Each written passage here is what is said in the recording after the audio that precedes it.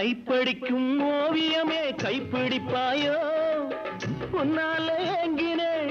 உள்மூச்சு வாங்கினே பைத்தியமானதுக்கு வைத்தியம் நீயே உன்னோடு வாழணும் இல்லாட்டி சாகணும் வெளியில வரணும் தரிசனம் தரணும் அழகிய கிளியே திருவடி சரணம் உருகாம உருகி நான் ஓட செய்கிறேன் ராதா